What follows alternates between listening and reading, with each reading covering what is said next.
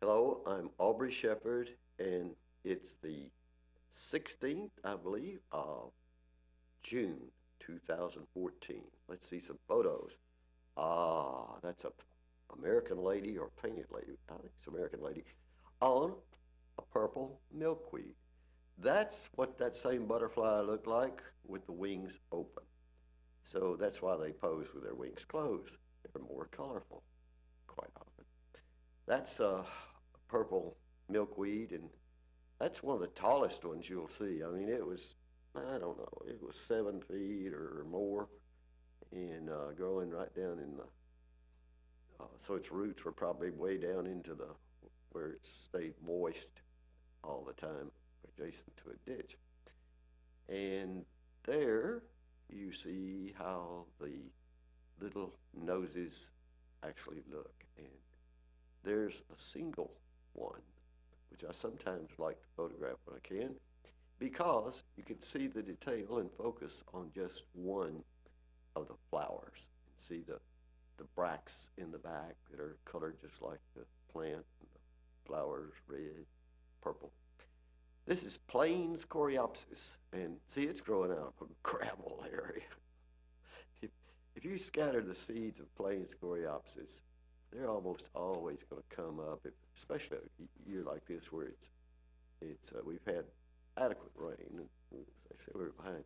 Okay, this is a destruction site on Garland Avenue, and these people did all this work, and they didn't have a permit not to grade it, not to dredge it to start with, not to burn trees, none of that. And they, of course, got shut down by the city, but it took the city several trips with fire trucks and officials to get it stopped. Well, you saw cottontail and clover and a yellow butterfly, and this is a tall species of grass, native grass. You saw it was in flower. And now you're seeing a tiny caterpillar and now a tiny silver and black looking insect. And I believe it's on a milkweed maybe there. Now this one, it goes so fast. I think so slow. Anyhow, this is a hair streak or tailed blue, eastern tailed blue. Not sure which. Got some decent shots there that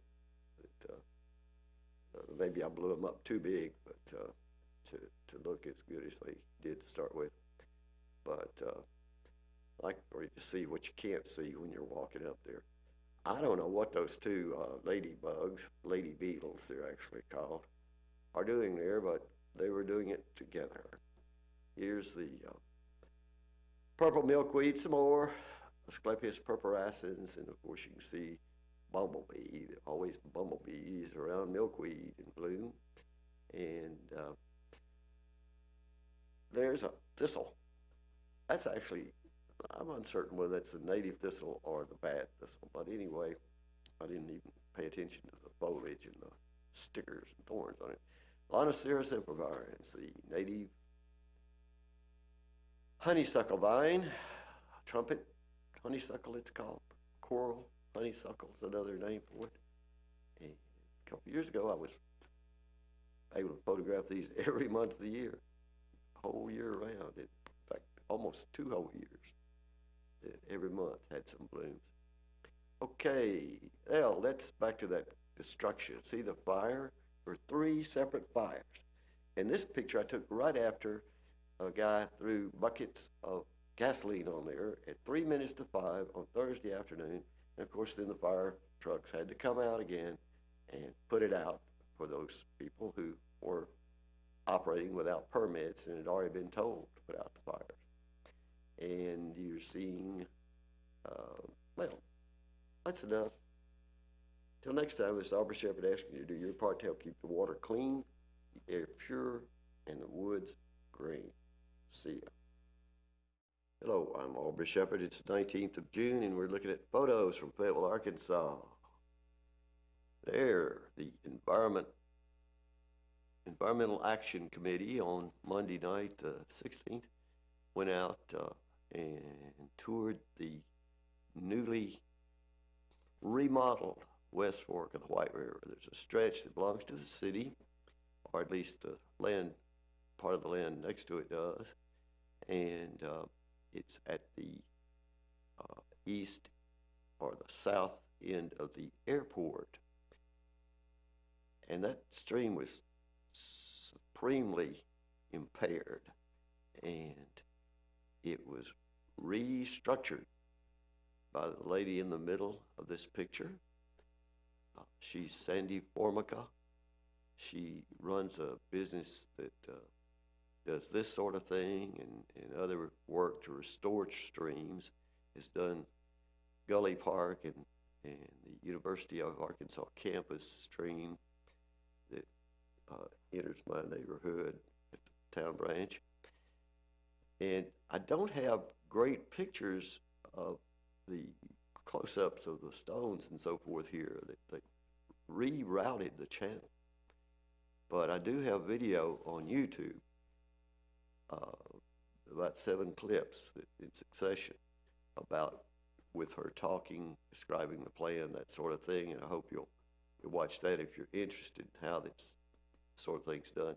Those are some officials from Greenland came out, and they're all stream enthusiasts who actually float that area quite a bit, and they're really impressed with the new changes and hoping to get some fast water through there pretty soon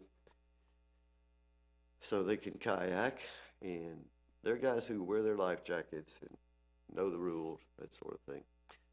But anyway, the Environmental Action Committee learned a good bit about this, and I'm sorry we don't have it on government channel, but it seems that no one was available to go out and film it with a real video camera. So these are a sample of the pictures I made, still pictures of the group, that sort of thing. But on the video, that part I did a lot, and it does show you some of the changes and some of the interesting spots that were created to keep the channel together and keep the banks from eroding again.